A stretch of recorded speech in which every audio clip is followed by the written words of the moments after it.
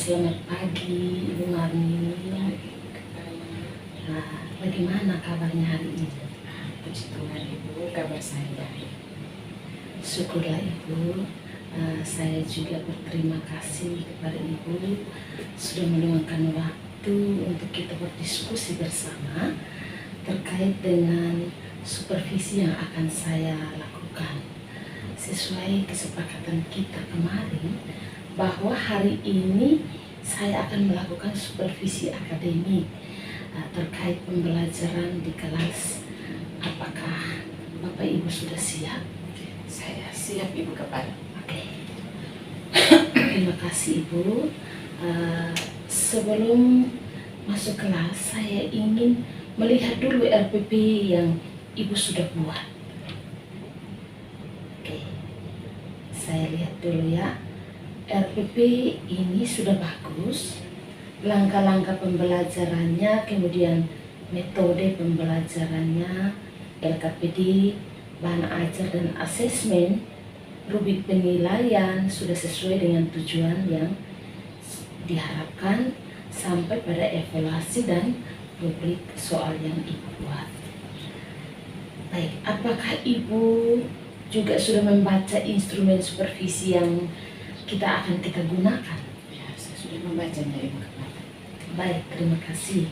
Kalau begitu sekarang saya ingin mendengar dari Ibu untuk pembelajaran bahasa Indonesia yang Ibu sudah siapkan. Apakah tujuan utama yang akan dicapai? Baik Ibu Kepala, tujuan utama dari pelajaran bahasa Indonesia yang akan saya lakukan, yang pertama, saya ingin setelah siswa menyimak video cerita dongeng, siswa dapat menceritakan kembali isi cerita. Dan yang kedua, saya ingin siswa mampu dan berani berbicara, mengemukakan pendapatnya di depan kelas. Seperti itu. Oke, bagus sekali. Itu tujuan yang sangat penting. Menurut Ibu, bagaimana kondisi siswa di kelas Ibu saat ini terkait dengan keterampilan menyimak dan menceritakan kembali isi bacaan atau dari dongeng tersebut? Baik Ibu, kalau di kelas saya ada 5 siswa yang mampu menceritakan kembali isi bacaan, terus ada sebagian besar belum bisa berani berbicara. Oke, baik. Kira-kira apa kekuatan yang Ibu miliki untuk mendukung tujuan ini? Ya, baik. Yang pertama pasti saya membangun kepercayaan diri siswa dengan memberikan pujian kepada siswa. Dan yang kedua, saya memberikan pertanyaan agar siswa memahami isi cerita. Ketiga, saya mencatat kata-kata kunci dan dikembangkan menjadi kalimat. Kemudian merangkai kalimat menjadi sebuah cerita seperti itu. Bagus sekali, luar biasa Ibu. Adakah strategi atau model yang Ibu gunakan saat pembelajaran?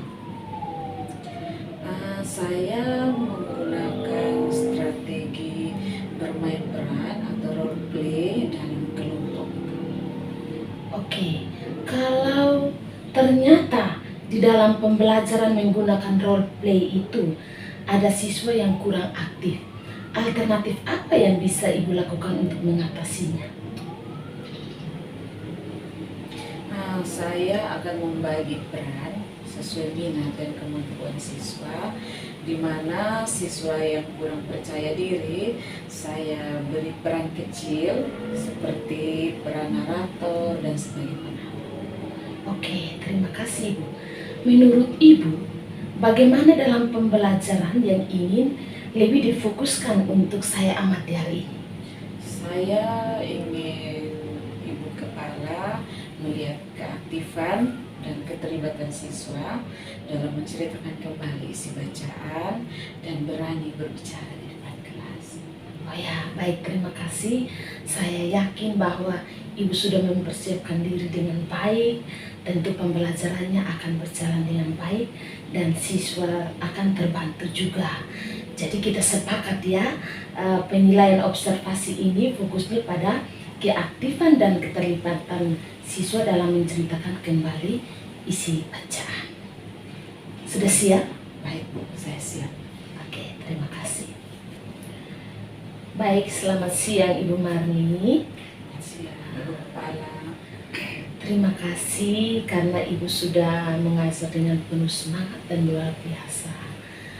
Setelah mengajar yang kita amati secara bersama-sama, menurut Ibu, bagaimana perasaan Ibu setelah melakukan pembelajaran tadi?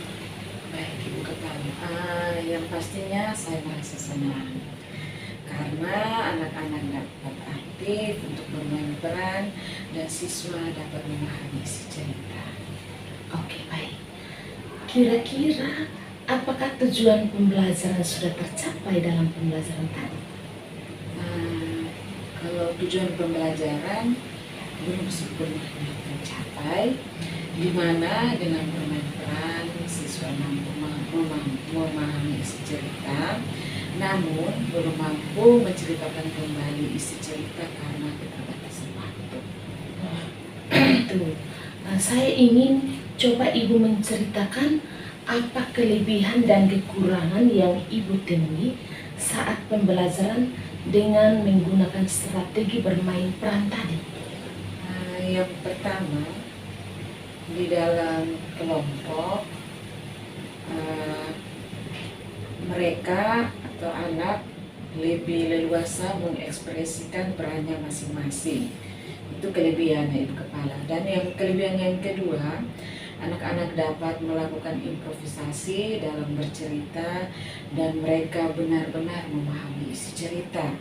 Dan yang kelebihan yang ketiga, anak-anak dapat mengembangkan keterampilan berbicara dengan menggunakan kalimat yang jelas, intonasi, dan ekspresi yang tepat. Yang keempat, siswa yang selama ini diam bisa ikut terlibat dalam permainan sehingga mereka juga aktif. Dan yang kelima, siswa lebih mudah mengingat isi cerita karena mereka mengalami langsung melalui peran yang dimainkan. Saya melihat mereka tampak senang dan percaya diri memerankan tokoh-tokoh dan sungguh sangat mudah.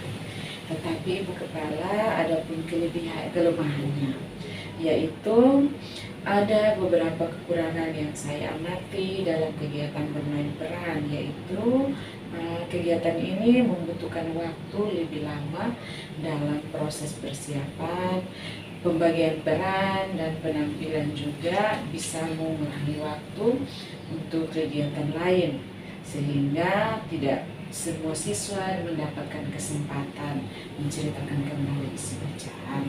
Lalu, tidak semua siswa percaya diri. Ada siswa yang pemalu bisa merasa tertekan karena diminta tampil. Seperti itu, Ibu Kepala. Baik sekali. Menurut Ibu, apakah ada hal-hal yang perlu ditingkatkan?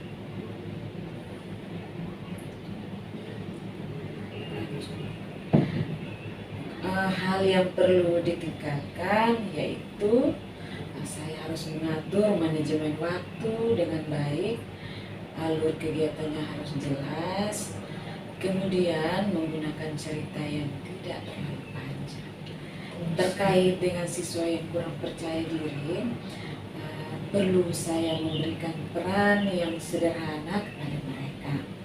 Kemudian meminta siswa untuk melakukan evaluasi dan refleksi bersama dengan menulis dan menceritakan kembali isi cerita tersebut agar dapat memastikan siswa benar-benar memahami isi cerita, bukan hanya ada pada tampilan mereka saja.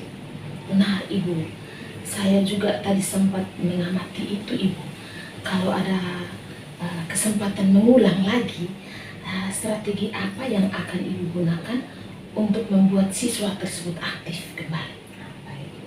Saya akan mencoba menyiapkan gambar seri sesuai bacaan dan meminta siswa untuk menyusun gambar sesuai urutan, lalu menceritakan kembali sesuai alurnya dengan bahasa yang sederhana. Saya juga akan mencoba mengaktifkan siswa yang pasif dengan memberikan pertanyaan-pertanyaan untuk menggali pemahaman mereka, memasangkan siswa yang pasif dengan tidak aktif agar mereka saling memberi motivasi, memberikan pujian kepada mereka karena sudah berani melakukan hal kecil. Luar biasa ya Ibu Marni. Kira-kira gambarkan kepada saya langkah konkret apa yang akan Ibu lakukan di pembelajaran berikutnya. Yang pertama, saya akan menyiapkan bahan bacaan yang lebih menarik tentang kisah hidup sehari-hari yang dekat dengan siswa. Kemudian, melibatkan siswa dalam pembelajaran dan membiasakan siswa untuk berlatih berbicara di kelompok kecil sebelum berbicara di depan.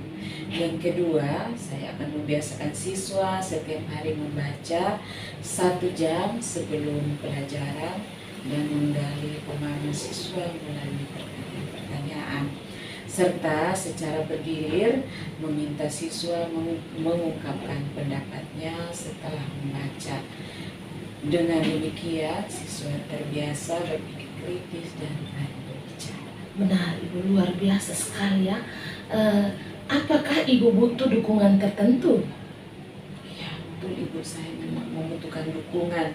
Saya perlu menyediakan buku bacaan di pojok literasi siswa agar siswa terbiasa membaca, memahami isi bacaan, dan kemudian mampu menceritakan kembali isi bacaan dengan benar.